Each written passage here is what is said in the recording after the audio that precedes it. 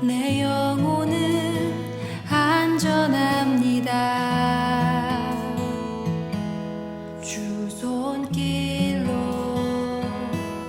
내 삶을 안으시니 그 평강이 나를 덮습니다. 내 아버지. 우리가 성경에 보면 태풍을 만난 이 바울을 태운 배가 그 당시의 그 상황을 마치 뉴스 기자가 소식을 전하듯이 그 상황을 아주 자세하게 상황을 기록하고 있는데요. 보면은 풍랑으로 인해서 배가 14일 동안 표류했다 그렇게 얘기를 하고, 또 그 배 안에 사공을 비롯해서 배 안에 몇 사람이 타고 있었느냐, 타고 있은 인원수까지 276명, 276명이 타고 있었다, 이런 소식까지 전하고 있고요. 태풍을 만나서 배가 표류하고 있으니까 그 태풍이 워낙 거세다 보니까 또 이들이 열 나흘 동안 아무것도 먹지 못했다 하는 이런 소식까지 전해지고 있습니다. 여러분, 이런 성경에 배가 태풍을 만나서 그 당시의 상황을 아주 자세하게 전하고 있다. 마치 그 배에 기자가 타고 있는 것처럼 이제 우리가 그런 느낌을 받습니다. 그러다가 이제 시간이 점점 지나니까 이제 바람이 잠잠해지기 시작했고요. 그러면서 바울이 배 안에 타고 있는 사람들에게 이제 음식을 권합니다.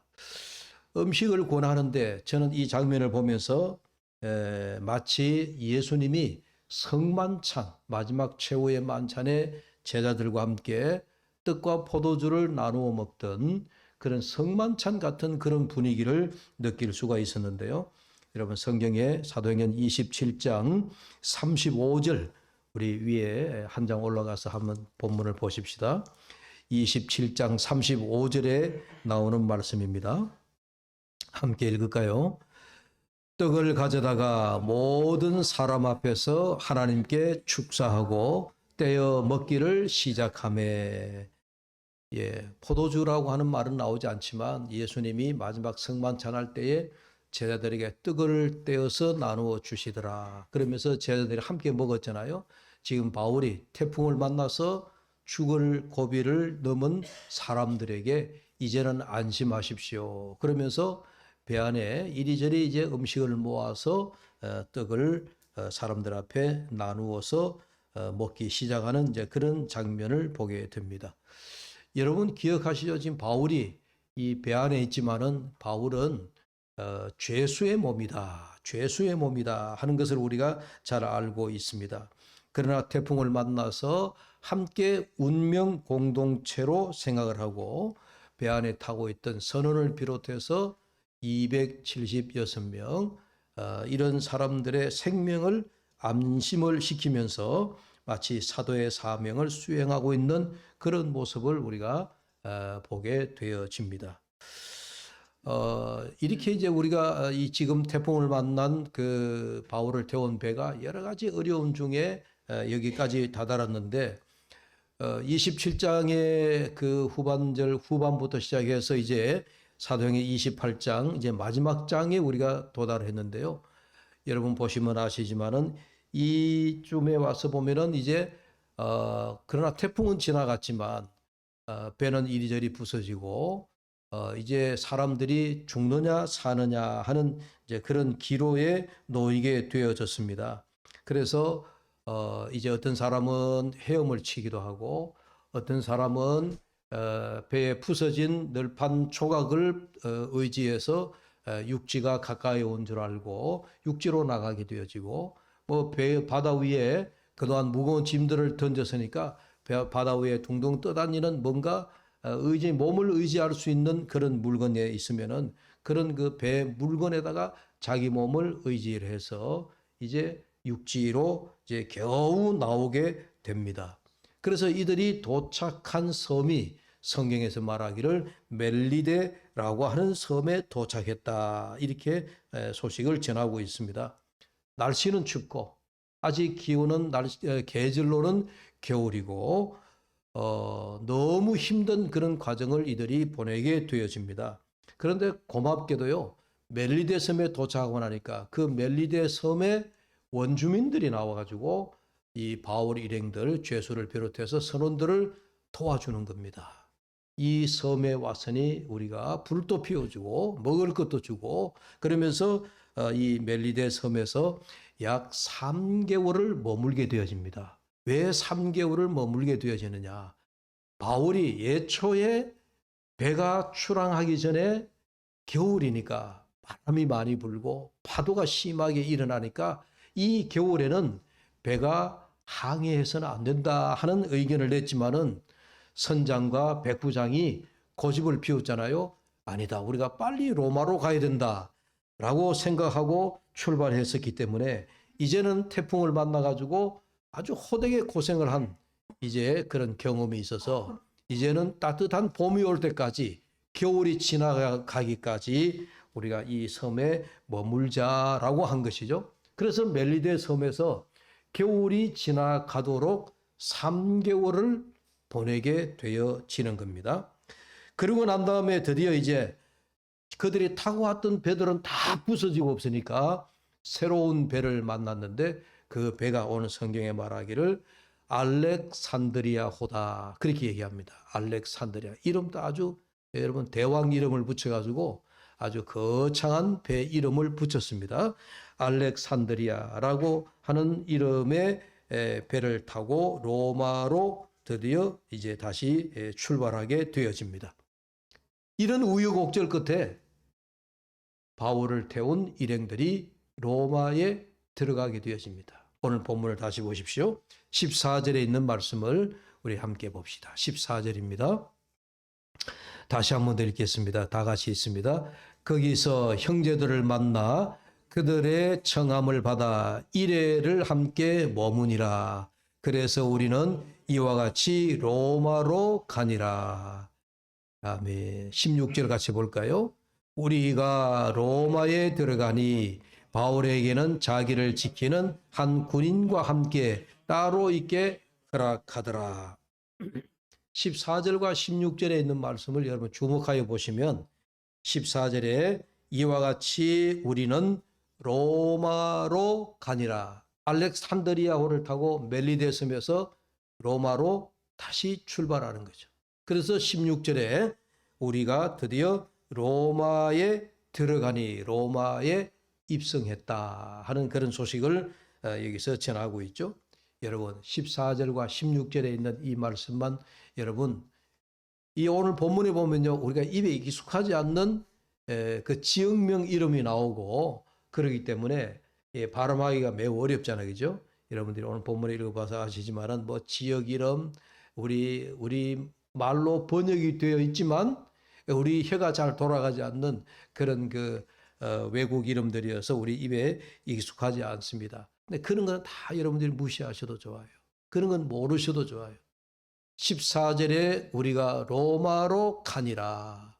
16절에 마침내 이들이 로마에 들어갔다라고 하는 그 말씀을 여러분들이 한번 상상해 보십시오. 여러분 지금 우리가 잠시 바울로 한번 돌아가 보십시오. 저와 여러분이 지금 바울이 어떤 심정일까? 바울이 어떤 마음을 가졌을까? 그토록 로마에 가고 싶어 했던 바울이 오늘 본문에 마침 로마로 들어갔다라고 하는 이 말씀을 보면 아마도 바울의 가슴이 굉장히 두근거렸을 것이다. 바울의 심장이 어쩌면은 여러분 그토록 로마에 오고 싶어 했는데 가슴이 터질 것 같지 않아요? 이 마음 바울의 마음이 그런 마음이었다라고 생각이 되어집니다. 바울이 얼마나 기다려왔던 순간입니까? 바울이 얼마나 기다려왔는데 내가 로마에 가야 되겠다. 그토록 오고 싶었던 로마인데 오늘 마침 이제 14절 16절에 바울이 로마에 발을 내딛는 그런 모습이에요.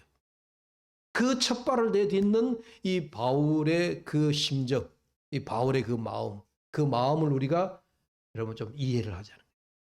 바울의 마음. 예. 여러분 지금 그 마음이 좀 와닿아집니까?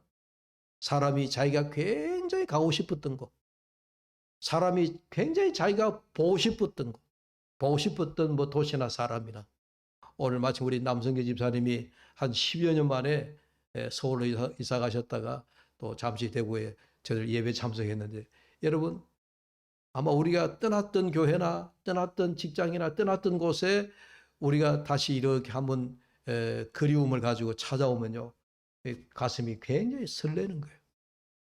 여러분 그렇잖아요? 야, 내가 얼마나 보고 싶었던 사람들, 내가 얼마나 가고 싶었던 곳, 야, 내가 마침내 로마에 들어왔구나. 바울이 지금 그런 마음이에요. 그런 마음을 우리가 지금, 바울이 그 뛰는 심장, 바울이 지금 가슴 두근두근거리는 그 마음, 그 마음을 우리가 한번 느껴보자는 얘기예요.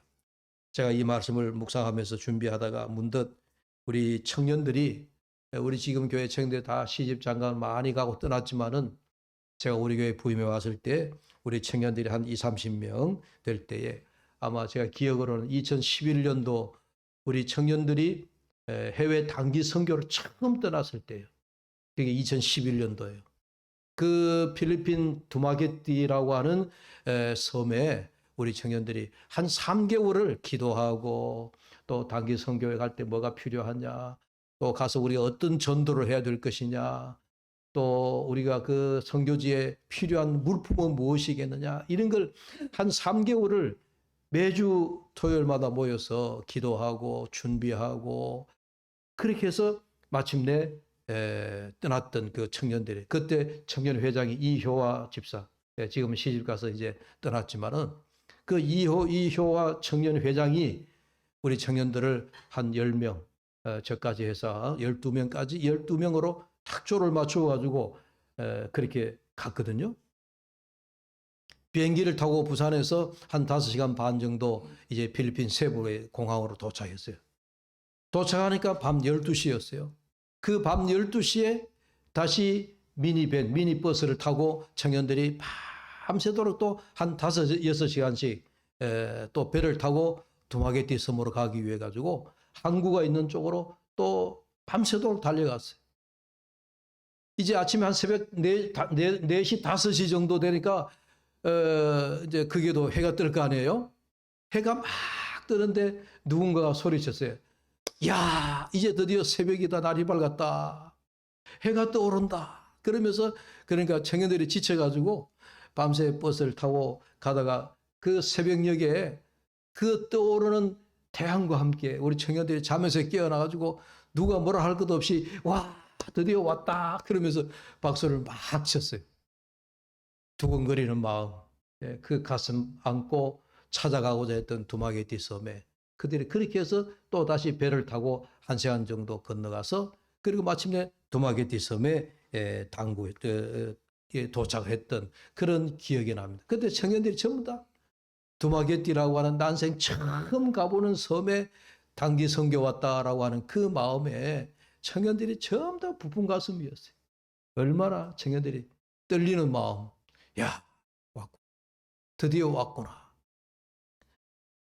오늘 바울이 로마에 그토록 가고 싶어 했던 그 마음, 우리 청년들이야 뭐 이렇게 비행기를 한번 타고 또 버스를 밤새 타고 그 다음에 배를 타고 다시 뭐 이거 잠깐의 여행이다 생각되지만, 여러분 바울은 생각해 보십시오. 오다가 태풍을 만나 죽을 고비를 넘기고, 그리고 그가 좀 자유의 몸도 아닌 죄수의 몸으로 그렇게 로마에 첫 발을 내딛는 그 마음, 아마 바울의 심장이 아마 터질 것 같은, 굉장히 지금 바울이 설레는 마음이 아니었겠느냐. 여러분 우리가 로마서를 보면 이 로마서는 바울이 고린도 교회에 머물고 있을 때 로마에 있는 성도들에게 보낸 편지 글이거든요. 그 로마서 1장 10절에 이렇게 말씀을 합니다. 어떻게 하든지 이제 하나님의 뜻 안에서 너희에게로 나아갈 좋은 길 얻기를 원하노라. 너희에게로 나아갈 좋은 길을 얻기를 원하노라. 또 로마서 1장 13절에 형제들아 내가 여러 번 너희에게 가고자 한 것을 너희가 모르기를 원치 아니하노니. 바울이 여기 보십시오. 내가 여러 번 너희에게 가기를 원했다 하는 그 바울의 마음을 전하고 있어요. 또 로마서 1장 15절에 그러므로 나는 할 수 있는 대로 로마에 있는 너희에게도 복음 전하기를 원하노라. 이 로마서 1장에 나오는 말씀들을 보면 바울이 한결같이 내가 빨리 로마로 가야 되겠는데, 로마로 갈 수 있는 길이 열리기만 하면 로마로 가서 내가 여러분들에게 복음을 전해야 되겠는데 라고 하는 그 로마에 가고 싶어하는 그 마음, 그 로마로 가야 되겠다라고 하는 바울의 그 열정, 로마에 가서 로마에 있는 그리스도인들에게나 이방인들에게나 로마인들에게나 내가 할 수 있는 대로 그리스도의 복음을 전해야 되겠다라고 하는 바울의 그 간절한 그 소망하는 마음들이 로마서에 그대로 나타납니다. 여러분 사도행전 1장 8절에 말씀하시지요. 오직 성령이 너에게 임하시면 너희가 권능을 받고 예루살렘과 온 유대와 사마리아와 땅끝까지 이르러 내 증인이 되리라. 땅끝까지라고 하는 그 말씀대로 지금 바울이 로마에 가서 땅끝이라고 생각하는, 그 당시에 물론 땅끝은 스페인이라고 사람들이 많이 생각했지만 그 가운데서 로마에까지 가서 내가 복음을 전하면 내 사명을 다 할 것이다라고 그렇게 생각했던 이 사도행전 1장 8절의 이 말씀대로 지금 이 바울은 그 복음에 대한 소망, 복음에 대한 열정, 그 소원을 바울이 지금 뭐라고 말합니까? 오늘 사도행전 28장 16절에서 마침내 바울이 로마에 들어가니라. 로마에 들어가니라. 로마에 그 첫 발을 내딛고 있다라고 하는 이 역사적인 순간을 지금 바울이 이렇게 표현하고 있는 거예요. 얼마나 가슴이 벅차겠습니까? 이것이 아마 복음을 전하는 자들이 내가 그곳에서 복음을 전할 수만 있다면 이라고 하는 복음 전하는 자들의 그 마음이 동일한 마음이 아니겠느냐. 감리교 창시자인 존 웨슬레가 이런 말을 했습니다. 세계는 나의 교구다. 세계는 나의 교구다. 존 웨슬레가 복음을 전하는데 온 세계를 향하여 하나님의 복음이 구석구석 그렇게 전해야 되겠다라고 하는 이 존 웨슬레의 이 슬로건이 여러분 얼마나 귀한 겁니까? 지금도 세계를 향한 복음 선교를 해야 되겠다라고 하고 지금 세계 곳곳에 미종족 지역에 어느 곳에라도 지금 우리가 복음을 안고 들어가지 않은 그런 선교 지역이 없을 정도입니다. 없을 정도입니다. 특히 우리 한국의 선교사들이 우리 한국인들은 여러분들이 아시지만은요, 세계 어느 곳에 이렇게 던져놔도 적응을 참 잘합니다. 그래서 우리가 미종족 지역의 세계 열방에 보면 우리 한국 선교사들이 들어가 있지 않은 곳이 없어요. 어떻게 이런 곳에서 사람이 살 수 있겠느냐 생각이 되어져도 가서 보면 한국 사람들이 있고 한국 선교사들이 있는 것을 볼 수가 있습니다. 왜 그럴까요? 복음에 대한 열정 때문에. 오늘 바울이 내가 로마에 복음을 전해야 되겠다. 그 복음에 대한 그 뜨거운 열정을 가지고 그렇게 로마에 가고 싶어 했는데 지금 바울이 이런 로마에 입성하고 있는 모습을 우리가 정말 생생하게 보고 있는 것입니다. 로마에서의 바울이 로마에 들어가니라. 그래서 로마에 들어간 바울이 어떻게 지내는지 아십니까?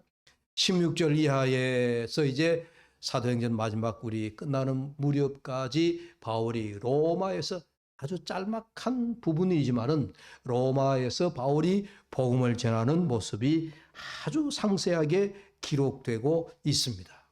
로마에서 복음을 전하는 바울의 모습을 봅니다. 그런데 이 마지막 사도행전 28장을 읽으면서 우리가 궁금히 여기는 것은 죄수로 로마에 간 바울이 어떻게 이렇게 복음을 전할 수 있었느냐 하는 생각을 갖습니다. 근데 바울은 죄수의 몸이지만요, 로마 시민권을 가지고 있었어요. 로마 시민이었어요.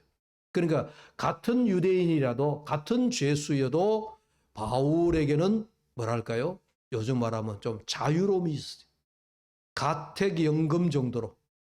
그래서 수갑을 찬 것이 아니고, 감옥에 갇힌 것이 아니고, 어느 한 곳에 가정에 요즘 말하면 가택연금입니다. 한 가정에 머물면서 바깥으로 나오지는 못하지만은 찾아오는 사람들에게 복음을 전하고 성경을 가르쳐주고, 예?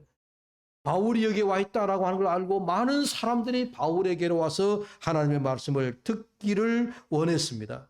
그래서 우리가 28장 23절 말씀을 보시면 그들이 날짜를 정하고 그가 유숙하는 집에 많이 오니 바울이 아침부터 저녁까지 강론하여 하나님의 나라를 증언하고 모세의 율법과 선지자의 말을 가지고 예수에 대하여 권하더라. 그렇게 했습니다. 그러니까 바울이 자기가 가택연금되어진 집에서 복음을 전하는 그런 이제 한 장면을 여기에 보여주고 있는 것이죠.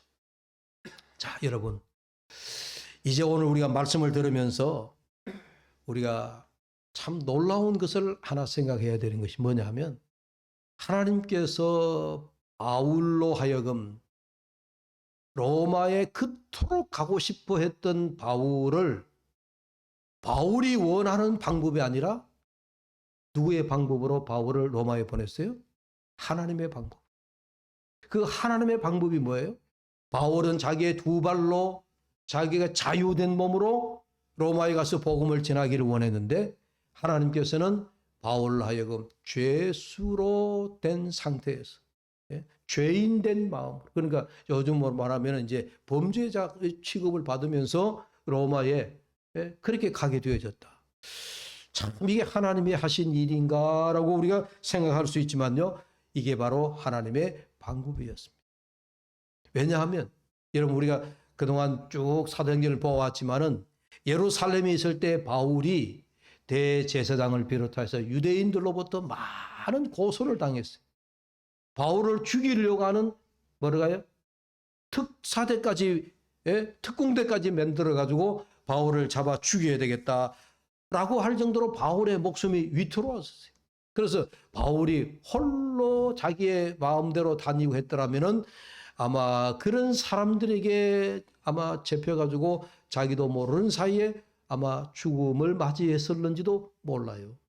그런데요, 하나님의 방법이 뭐예요? 바울로 하여금 유대인들 대제사장들로부터 고소를 당하여 그가 죄수된 몸으로 붙잡히게 되어지고, 그리고 로마 총독에게까지, 그리고 지금 이제 황제에게 앞에까지 가게 되는데, 여러분 죄수가 되니까 반드시 죄수를 호송해야 될 백부장, 죄수를 호송하는 군인이 옆에 따라 붙게 되는 거죠. 그러니까 여러분 생각해 보십시오.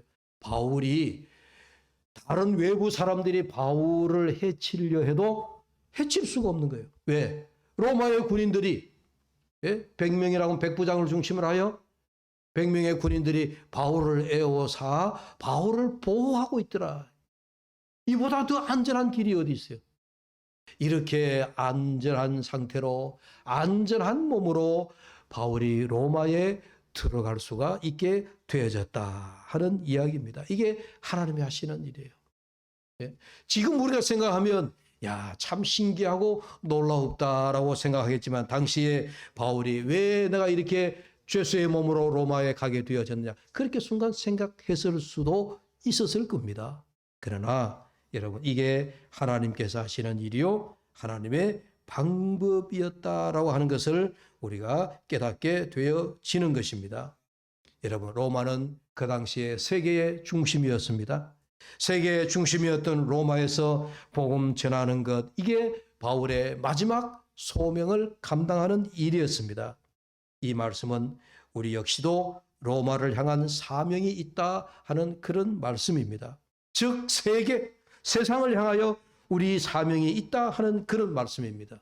오늘 우리 교회도 여러분, 우리 세상을 향한 사명이 있습니다. 이 사명을 잃어버리면 안 될 것입니다. 급변하는 세계 속에서 우리의 현실이 얼마나 빠르게 변하고 있습니까? 이렇게 무상한 세상 속에서 우리 교회의 복음 사명은 무엇인가 하는 것을 우리가 다시 한번 생각하지 않을 수 없다 하는 이야기입니다. 사랑하는 여러분, 오늘 말씀을 마무리하면서 이 바울의 로마 입성, 분명히 바울이 로마에 들어갔지만, 바울이 로마에서 복음을 전했지만, 여러분, 그 되어지는 과정 속에서 주인공은 하나님이셨습니다. 바울이 주인이 아니었습니다. 바울이 주인이 아니었고 하나님이 주인이셨습니다. 하나님께서 하신 일이었어요. 바울이 죄수되게 한 것도, 유라굴로 태풍을 만나게 하신 것도, 그리고 태풍 만난 가운데서도 백부장을 비롯하여 그 배 안에 있는 276명의 그 선원에게 안심시키고 먹을 음식을 주면서 떼어 축사하며 기도하던 이도 여러분 하나님께서 하신 일이었습니다. 내가 했다라고 생각하면 우리는 아무것도 아니에요. 여러분 오늘날도 우리도 마찬가지잖아요. 내가 주어가 되고 내가 주인공이 되면 모든 일은 내가 했다 이렇게 되는 겁니다. 그러나 내가 주어가 아니고 하나님이 주어가 되시고 하나님이 주인공이 되시면 우리의 입술에서 고백이 하나님이 하신 일입니다. 그렇게 되는 거예요. 여러분 이제 사도행전 28장을 이제 다음 주면 이제 마무리할 수 있어요. 이제 오늘 내일 다음 주 해서 이제 사도행전 우리가 강의 말씀을 마치겠는데 여러분 참 사도행전을 마치면서 오늘 이제 우리가 바울이 로마에 입성하는 그 바울의 모습을 보면서 아 하나님이 여기까지 이끌어 오셨구나. 하나님께서 바울로 하여금 로마에 들어가게 하셨구나. 로마에 간 것은 바울이 한 일이 아니고 하나님이시구나. 마찬가지 오늘 우리의 인생도 여러분 우리의 인생의 주인 내가 주가 되어서 사시면 우리가 피곤합니다. 하나님이 주가 되시면 위기도 모면케 하시고 어려운 환난 공핍도 건너가게 하시고 원수도 하나님이 대신 갚아주시고 하나님이 주어로 활동하시면 우리는 모든 것 하나님께 맡기면 되는 겁니다. 모쪼록 저와 여러분이 이제 하나님이 하셨습니다라고 하는 다시 한번 우리가 하나님이 주어로 내 인생을 삼아 그렇게 살아갈 수 있는 저와 여러분 되시기를 주의 이름으로 축복합니다. 기도합시다. 아버지 하나님 감사합니다. 오늘 바울이 뛰는 심장을 안고 로마에 들어갔습니다. 그토록 가기를 원했던 로마에 바울이 죄수의 몸으로 로마 입성했습니다. 그러나 자유로운 몸은 아니었지만 하나님께서 바울을 지키는 방법이셨습니다. 바울을 로마에 들어가게 하시는 방법이셨습니다. 하나님이 주가 되셔서 하나님이 이끌어 가셨습니다. 아버지 하나님 이와 같이 오늘 저희들의 인생도 주인공이 내가 아니라 하나님이시기를 소망합니다. 하나님이 내 인생을 이끌어 가시기를 간절히 소망합니다. 그리하여서 우리 교회도 우리 온 성도들의 삶도 우리가 하나님이 하셨습니다 고백하는 저희들의 신앙이 되게 하여 주시옵소서. 예수님의 이름으로 기도하옵나이다. 아멘.